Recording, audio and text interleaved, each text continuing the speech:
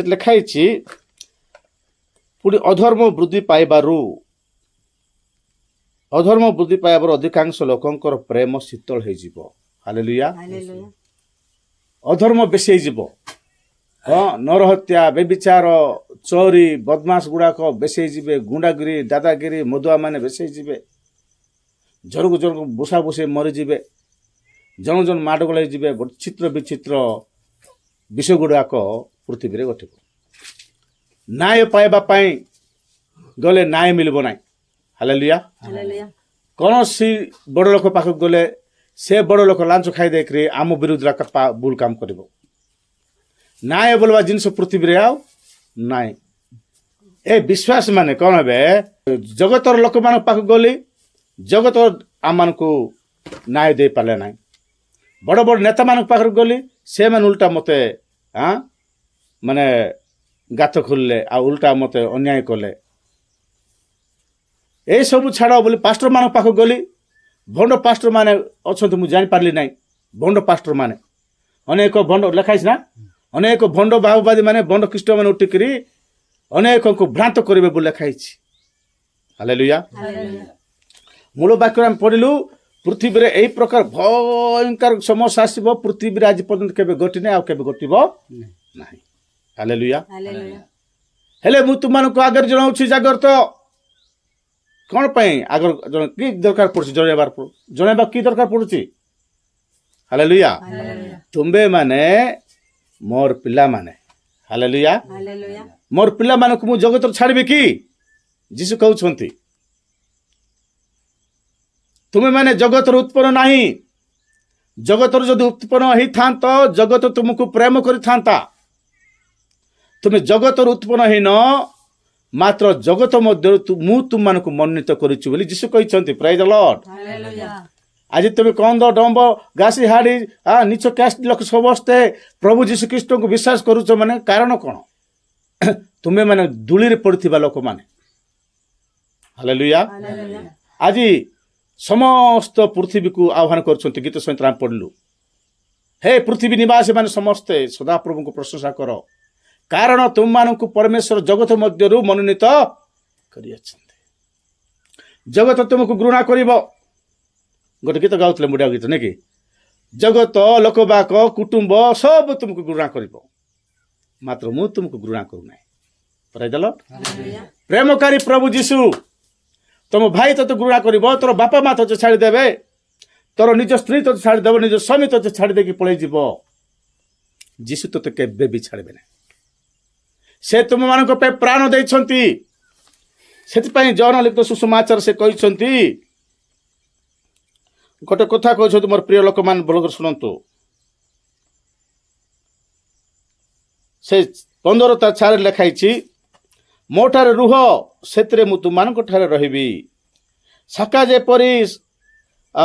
ଯେପରି ଦ୍ରାକ୍ଷାରଥରେ ନ ରହିଲେ ନିଜକୁ ଫଳ ପଳି ନ ପାରେ, ସେହିପରି ତୁମେମାନେ ମଧ୍ୟ ମୋ ଠାରେ ନ ରହିଲେ ଫଳ ପଳି ପାରିବ ନାହିଁ। ହାଲେଲୁୟା। ମୋର ଇଚ୍ଛା, ମୋର ପିତାଙ୍କର ଇଚ୍ଛା, ପରମେଶ୍ୱରଙ୍କ ଇଚ୍ଛା କ'ଣ ଜାଣିଛ କି? ସେଠି ଲେଖା ହେଇଛି, ଦେଖନ୍ତୁ 5ରେ, ମୁଁ ଦ୍ରାକ୍ଷାଲତା, ତୁମେମାନେ ଶାଖା। ମୋଠାରେ ଯେ ରହେ, ମୁଁ ଯାହାଠାରେ ରହେ, ସେ ପ୍ରଚୁର ଫଳ ଫଳେ, କାରଣ ମୋ ବିନା ତୁମେମାନେ କିଛି କରିପାରିବ ନାହିଁ। ହାଲେଲୁୟା। ହାଲେଲୁୟା। ତାର 8ରେ ଲେଖା ହେଇଛି, ତୁମେମାନେ ପ୍ରଚୁର ଫଳ ଫଳିଲେ ମୋହର ପିତା ମହିମାନ୍ୱିତ ହେବେ, ଆଉ ତୁମେମାନେ ମୋହର ପ୍ରକୃତ ଶିଷ୍ୟ ହେବ। ହାଲେଲୁୟା। ପ୍ରକୃତ ଶିଷ୍ୟ ହେବାର ଅଛି, ଡୁପ୍ଲିକେଟ ଶିଷ୍ୟ ହେବାକୁ ପ୍ରଭୁ ଚାହୁଁନାହାନ୍ତି। ପୃଥିବୀରେ ଆଜିକା ଡେଟ୍ରେ ପୃଥିବୀରେ ଅନେକ ଭଣ୍ଡ ଭାବବାଦୀ ମାନେ ବାହାରିବେ ବୋଲି ଲେଖା ହେଇଛି। ଏମିତିକାର ଅଦ୍ଭୁତ ଲକ୍ଷଣ ଗୁଡ଼ାକ ଦେଖେଇବେ, ଅଦ୍ଭୁତ ଚିହ୍ନ ଯାକ ଦେଖେଇବେ, ନୂଆ ନୂଆ ବାଇବେଲ ଯାକ ବାହାର କରିବେ। ବୁଝିପାରିଲ ନାହିଁ? ଏ ବାଇବେଲ ନାହିଁ, ଆଉ ଗୋଟେ ବାଇବେଲ ବାହାର କରିବେ। ସେ ବାଇବେଲର ଯୋଉ ଏ ପେଜ ଯାକ, ଏ କାଗଜ ଯାକ କଷ୍ଟଲି ଥିବ ସେଟା। ବୁଝିଲ କି? ମୁଁ ସତ କଥା କହୁଛି, ମନ ରଖ, କେବେ ଘଟିବା ବେଲେ ତମେ ଜାଣିବ। ହାଲେଲୁୟା। କଷ୍ଟଲି ପେପରରେ ବାକ୍ୟ ଲେଖିଦେଲେ ସେଟା ଅରିଜିନାଲ ବୋଲି ଭାବୁଛ କି? ଭଣ୍ଡ ଖ୍ରୀଷ୍ଟ ମାନେ କଷ୍ଟଲି ପେପରରେ ଲେଖିବେ, ସାଧାରଣ ପେପରରେ ଆମେ ବାଇବେଲ ପଢୁଛୁ। ପ୍ରାଇଜ୍ ଦ ଲର୍ଡ। 5,000 ଟଙ୍କା ଦେଇକରି ବାଇବେଲ କିଣିବ, ତମ୍ବା ପତ୍ର ପଡିଥିବ, ସେଟା ବଣ୍ଡ ଖ୍ରୀଷ୍ଟର କଥା ଲେଖା ହେଇଥିବ, ଯୀଶୁ ଖ୍ରୀଷ୍ଟଙ୍କର କଥା ଲେଖା ହେଇନଥିବ। ବଣ୍ଡ ଖ୍ରୀଷ୍ଟକୁ ଶୈତାନକୁ ମହାପ୍ରଭୁ ବୋଲି ଦେଖେଇବେ, ଯୀଶୁ ଖ୍ରୀଷ୍ଟଙ୍କୁ ଶୈତାନ ବୋଲି ଦେଖେଇବ ସେ ବାଇବେଲ। ହାଲେଲୁୟା। ମାତ୍ର ଏ 150 ଟଙ୍କାର ବାଇବେଲରେ ପ୍ରଭୁ ଯୀଶୁ ଖ୍ରୀଷ୍ଟଙ୍କୁ ପ୍ରଭୁ ବୋଲି ଦେଖାଉଛନ୍ତି। ପ୍ରେଜ୍ ଦ ଲର୍ଡ। ଆମମାନଙ୍କ ପାଇଁ ଜୀବନ ଦେଇଥିବା ଯୀଶୁ ଏ 150 ଟଙ୍କାର ବାଇବେଲରେ ଅଛନ୍ତି। ବୁଝିଲ, ତମେ କଷ୍ଟ ପଡ଼ିକି 150 ଟଙ୍କା ଦେଇକରି ମିଟିଂ ଯାଇକରି ଗୋଟେ ବାଇବେଲ କିଣି ଆଣିଛ। ସେ ବାଇବେଲ ଦେଖ, ଅରିଜିନାଲ ବାଇବେଲ। 5,000 ଟଙ୍କା ସୁନାର ବାଇବେଲ, ରୂପାର ବାଇବେଲ କିଣିଲେ ମଧ୍ୟ ସେଠି ଭଣ୍ଡ ଖ୍ରୀଷ୍ଟର କଥା ଲେଖା ହେଇଥିବ। ଲାଭ କ'ଣ? ପ୍ରେଜ୍ ଦ ଲର୍ଡ। ଭଣ୍ଡ ଖ୍ରୀଷ୍ଟ ଆସି ଦେଖେଇବ, ରାସରେ ସେ 150 ଟଙ୍କା ବାଇବେଲର କିସ୍ଟା ଅଛି, ମୁଁ 5,000 ଟଙ୍କାର ବାଇବେଲ ତମକୁ ଫ୍ରିରେ ଦେବି, ଆସ। ସେଠି ଶୈତାନ ମହାପ୍ରଭୁର କଥା ଲେଖା ହେଇଛି, ଆସ ଦେଖେଇବ ବୋଲି।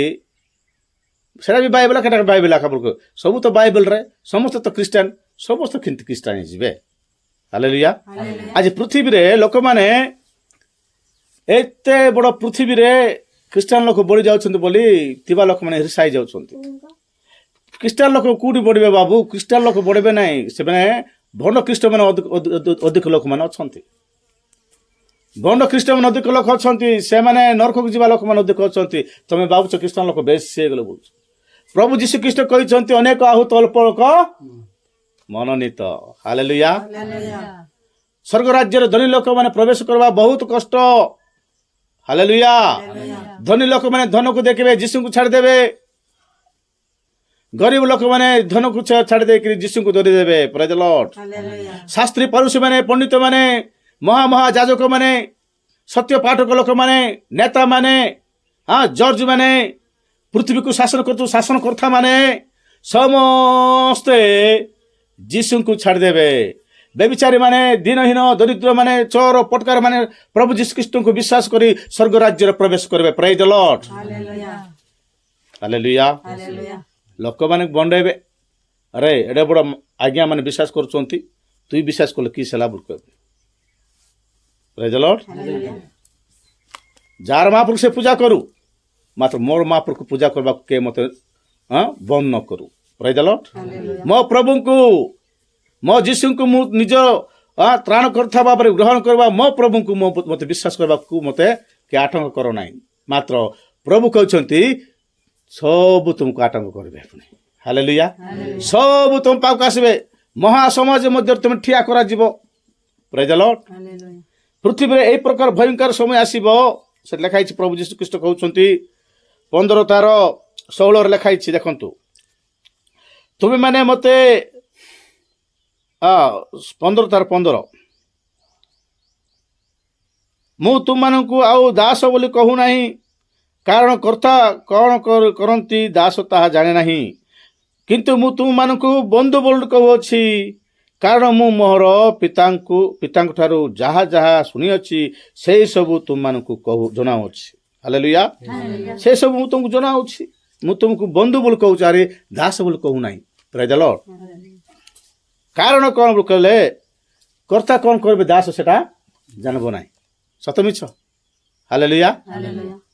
ସେ ଯୋଉଠିକି ଯିବ ସିନା, କର୍ତ୍ତା ବୋଲେ ମାଲିକ ଯୋଉଟା କରିବ ସେ ଜାଣିବ କି? ଜାଣିବ ନାହିଁ ନା। ହାଲେଲୁୟା। କିନ୍ତୁ ବନ୍ଧୁ ଜାଣିବ। ପ୍ରେଜ୍ ଦ ଲର୍ଡ। ପ୍ରାଣ ପ୍ରିୟ ବନ୍ଧୁ, ଜୀବନ ଦେଇଥିବା ବନ୍ଧୁ, ହାଲେଲୁୟା, ସେ ସବୁ ବିଷୟ ତୁମମାନଙ୍କୁ ଜଣାଇ ଦେବେ ପୁଣି। ହାଲେଲୁୟା। କାରଣ ସେ କହିଛନ୍ତି ନା, ମୁଁ ପୂର୍ବରୁ ତୁମମାନଙ୍କୁ ଏହା ଜଣାଉଛି। ପୂର୍ବରୁ ମୁଁ ତୁମକୁ ଏହା ଜଣାଉଛି। କାରଣ କ'ଣ ବୋଲି କହିଲେ, ଜଗତ ଉପରକୁ ମହାକ୍ଲେଶ ଘଟିବାକୁ ଯାଉଛି।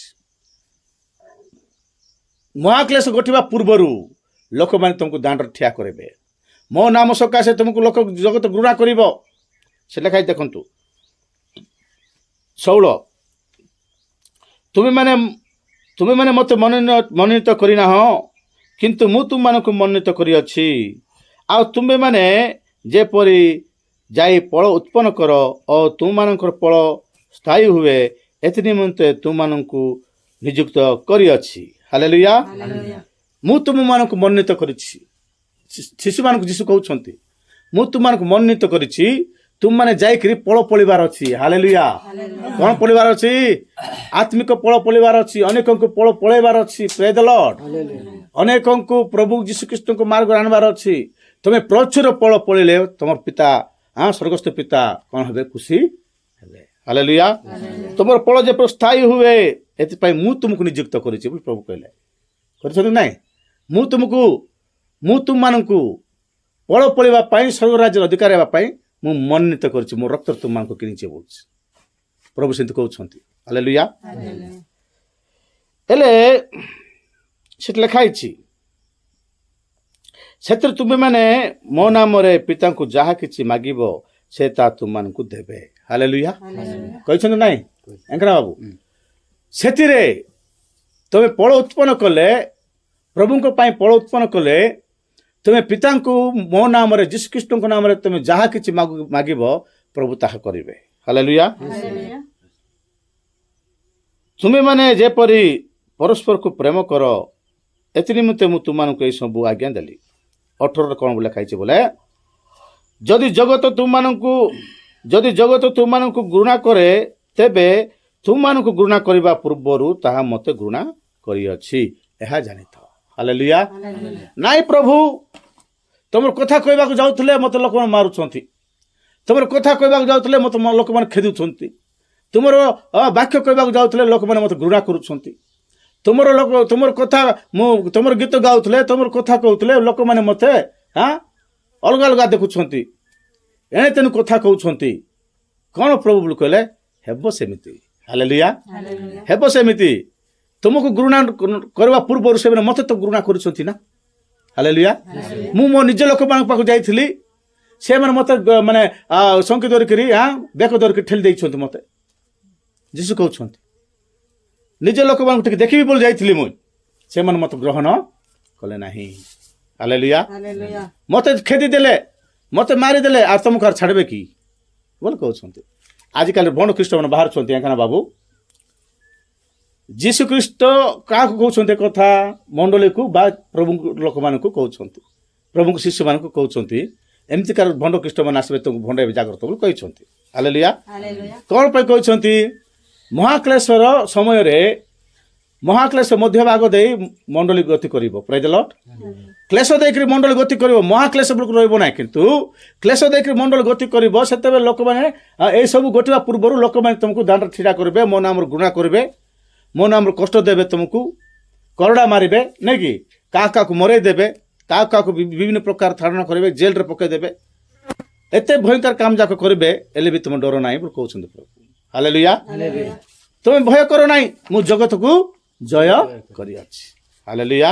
ଯେ ଶେଷ ପର୍ଯ୍ୟନ୍ତ ଧୈର୍ଯ୍ୟ ଧରି ରହିବ ସେ ପରିତ୍ରାଣ ପାଏ ବୋଲି ଯୀଶୁ କହିଲେ। ନାଇଁ ତା ପୂର୍ବର ଏସବୁ ଏଟା ଅଲଗା ପୁଣି। ଏ କହିବା ଲୋକ ମାନେ ମଣ୍ଡଳୀ କିଏ? ହାଲେଲୁୟା। ଏ କାହାକୁ କହିଛନ୍ତି ଯୀଶୁ? ମଣ୍ଡଳୀ କହିଛନ୍ତି ନା ଆଉ ଗୋଟେ କିଏ ଅଛନ୍ତି ଅଲଗା? ତାଙ୍କର ଲୋକମାନଙ୍କୁ କହିଛନ୍ତି ତୁମେ ଜାଗ୍ରତ ଥାଅ, ଏମିତି ଏମିତି ଘଟିବ ବୋଲି କହିଛନ୍ତି। ପ୍ରେଜ୍ ଦ ଲର୍ଡ। ସେଇ କଥା ଛାଡ଼ି ଦେଇକରି ନାଇଁ ଆମେ ଜାଗ୍ରତ ନଥିଲେ ବି ବାଧା ନାହିଁ, ମଦ ପିଇଲେ ବି ବାଧା ନାହିଁ, ବ୍ୟଭିଚାର କଲେ ବି ବାଧା ନାହିଁ, ଆମେ ଯୀଶୁ ଖ୍ରୀଷ୍ଟଙ୍କୁ ବିଶ୍ୱାସ କରିଦେଉଛୁ ନା, ସ୍ୱର୍ଗ କେଉଁଠି ବାହାରି ଯିବୁ? ସ୍ୱର୍ଗ ଯାଇପାରିବ? ବ୍ୟଭିଚାର କାମ କଲେ ସ୍ୱର୍ଗ ଯାଇପାରିବ? ମଦ ପିଇଲେ ଯାଇପାରିବ? ଚୋରି କାମ କଲେ ଯାଇପାରିବ? ସେସବୁ ତ ମନା କରାହେଇଛି ନା। ହାଲେଲୁୟା। ସେଥିପାଇଁ ସେ କହୁଛନ୍ତି ଯଦି ତୁମେମାନେ ଜଗତରୁ ଉତ୍ପନ୍ନ ହୋଇଥାନ୍ତ ତେବେ ଜଗତ ତୁମକୁ ପ୍ରେମ କରିଥାନ୍ତେ। ହାଲେଲୁୟା। ସ୍ନେହ କରିଥାନ୍ତେ। କିନ୍ତୁ ତୁମେମାନେ ଜଗତରୁ ଉତ୍ପନ୍ନ ହୋଇନାହଁ, ବରଂ ମୁଁ ତୁମମାନଙ୍କୁ ଜଗତ ମଧ୍ୟରୁ ମନୋନୀତ କରିଅଛି। ହାଲେଲୁୟା। ଏଥିପାଇଁ ମୁଁ ତୁମକୁ ଜଗତରୁ ମନୋନୀତ କରିଥିବାରୁ ଜଗତ ତୁମକୁ ଘୃଣା କରିବ। ବୁଝିଲ କି? ତମେ ପୃଥିବୀରେ ତୁମେ ଯାହାକୁ ମଧ୍ୟ ବିଶ୍ୱାସ କର, ଜଗତ ତୁମକୁ ଘୃଣା କରିବ ନାହିଁ। ବୁଝିପାରିଲ କି ନାହିଁ? ଏ ପୃଥିବୀରେ ଏତେଟା ଦେବତା ଅଛନ୍ତି, ଏତେଟା ନେତା ଅଛନ୍ତି, ଏତେଟା ମହାପ୍ରଭୁ ବୋଲବା ଲୋକମାନେ ଅଛନ୍ତି। ତମେ ଯାହାକୁ ମଧ୍ୟ ବିଶ୍ୱାସ କଲେ ମଧ୍ୟ ତୁମକୁ ଜଗତକୁ ଘୃଣା କରିବ ନାହିଁ। ମାତ୍ର ଯୀଶୁଙ୍କୁ ଯଦି ବିଶ୍ୱାସ କରିବ ତେବେ ଜଗତ ଘୃଣା କରିବ। ହାଲେଲୁୟା। କେବେ ପର୍ଯ୍ୟନ୍ତ କରିବ ବୋଲି କହିଲେ ଅଳ୍ପ ସମୟ ଏକା, ବେଶୀ କିଛି ପାରିବ ନା ସେ। ହାଲେଲୁୟା। ତାପରେ ତୁମକୁ ମହା ଆନନ୍ଦ ଅଛି। ଯୀଶୁଙ୍କ ପାଇଁ ଟିକେ ସହିଯାଅ, ଯୀଶୁଙ୍କ ପାଇଁ ଟିକେ କଷ୍ଟ ସହ କର। ପ୍ରେଜ୍ ଦ ଲର୍ଡ।